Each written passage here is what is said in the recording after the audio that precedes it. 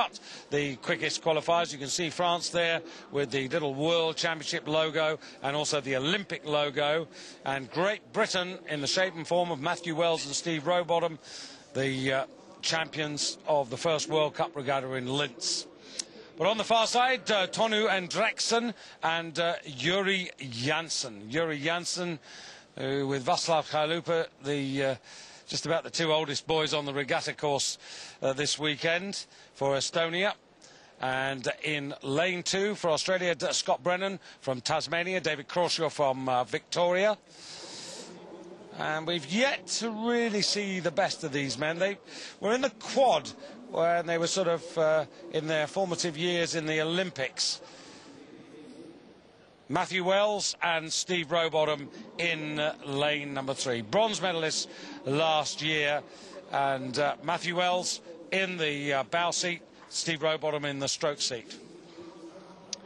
Slovenia, it's Luka Schmidt and Itzhak Kop back together, and here you can see New Zealand. Joe Sullivan, well, he's in for Matthew Trott, who was sent off to the United Kingdom for a wrist operation, and he's only been in the boat, well, literally a day. He arrived on Thursday to tie up with Nathan Cohen, who I'll tell you about a little bit more. He was World Under-23 silver medalist last year in a single scull, and the champions are closest to you in lane 6, Jean-Baptiste Maquet and Adrian Hardy, the defending world champions.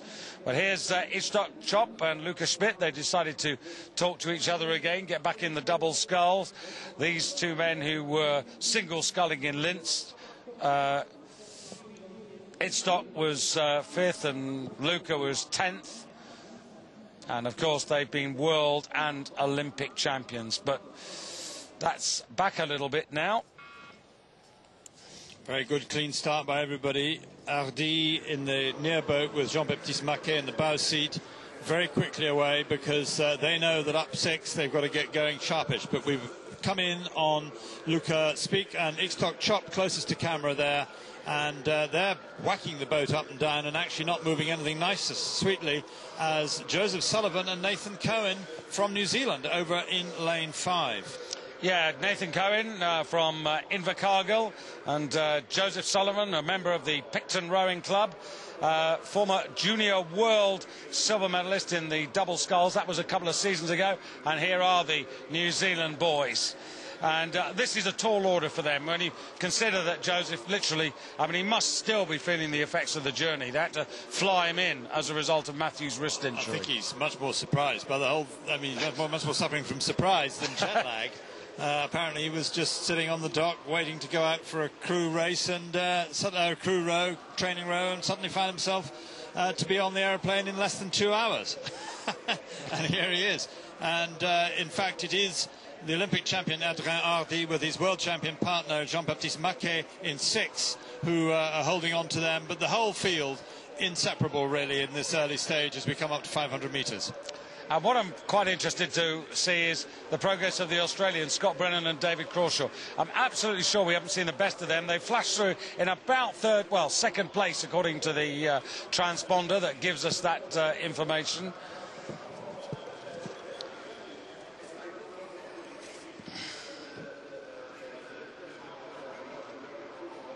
So Spick and Chop beginning to establish themselves in the front of this race and dragging these two, Matt Wells on the right and Stephen Rowbottom on the left, bronze medalists last year, and those two being dragged forward by the Spick Chop speed act in the second 500. Wells and Rowbottom are very hard finishers. They don't really get going till 1,000 metres, and they rode these, or sculled these two down, the ones in picture now, in lane 4, Slovenia, at Henley last year, as they just cruised through them with 150 metres to go.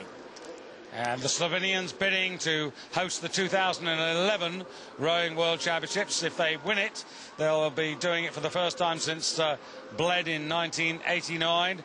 It's a fantastic piece of water. It's my favourite piece of water so far, and they're up against quite a bit of opposition. Amsterdam here on the Bosbaan, they're one of the candidates against them for 2011. But there's Australia, and looking, to me, pretty good. Looking very smooth.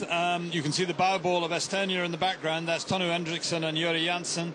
Also very smooth movers. And you can see the new style of Empacher bow there, which is very steeply cut. There's no point in having the bow ball miles out in front of the waterline, so they've got that steep bow there. But it's not necessarily the most beautiful thing. Itzhak Chop in camera, just moving out of picture now. Sculls very conventionally, but Luca Spiek is a little bit more of a heaver. But here come the British duo of Matt Wells and Stephen Rowbottom, and they were significantly quicker than pretty well everybody in the semi-finals, and this is where we're expecting them to make their move now, and putting themselves well and truly into the race, Hugh. They certainly are. They're pulling up, but they've got they're taking Australia, Scott Brennan and David Crochet with them. That's them in lane 2. You can see their bow ball, and it's those three crews have actually begun to pull themselves away from the rest of the field, and leaving Estonia in lane 1 and New Zealand and France in lanes 5 and 6 respectively well out of it, as they begin to pile the pressure on. And Wells and Rowbottom now looking across at Spick and Chop. Chop taking a look and beginning to see that he's being worn down inexorably. The British, I think, Hugh, that Stephen Rowbottom and Matt Wells just got to decide when they want to go, because it looks to me as if they're, to use equestrian parlance, they've got a double handful and they're just waiting and waiting here. Chop and Spick have to be respected, and Crawshaw and Brennan are still not done with, but as we go into the last quarter, the British look of that quartet to be the easiest of the four. And the world champions coming through in 6th place, well out of it. There is something in these lanes, because over there in lane 1, Juri Janssen at 42 years of age is managing to hold on there.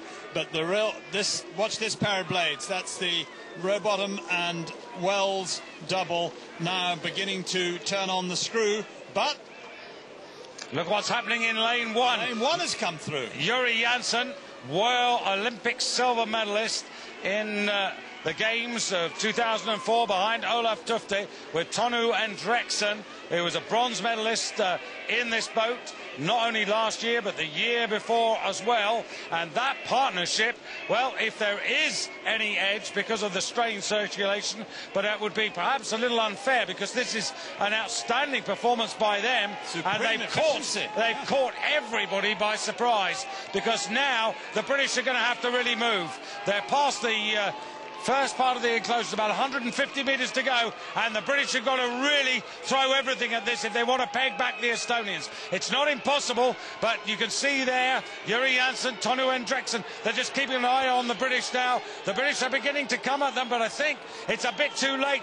They've been caught napping. They've all been surprised by the Estonians on the far side in lane 1, and it is going to be Estonia who take the victory.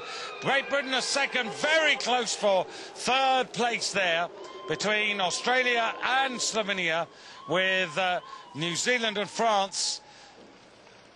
But well, given it to Slovenia on the results thing, but it was not clear. That must be a photo finish for 3rd and 4th place. But what an extraordinary last 500 from these two. We never cut them out of the race, we never discounted them, but they were just following the other guys along, and then suddenly they Let's have a look at this. Britain in 2nd. I give that to Australia ahead of Slovenia. And they have indeed. That's what this now says on the results board after that, after they've examined it. New Zealand, creditable effort, because they're only 8.42 seconds off the pace, and they've taken the scalps of the world champions, who for the 2nd time in the row have disappointed. That double scull of France is not working. Well, the whole French team is struggling a little bit at the moment. And well, look at that. I mean, you have a look at that. I mean, you're looking at virtually 12 seconds. Yeah. Can that be much more interesting? Is 2 seconds from less than 2 seconds from 1st to 4th. Yes. Really, really hot stuff racing this.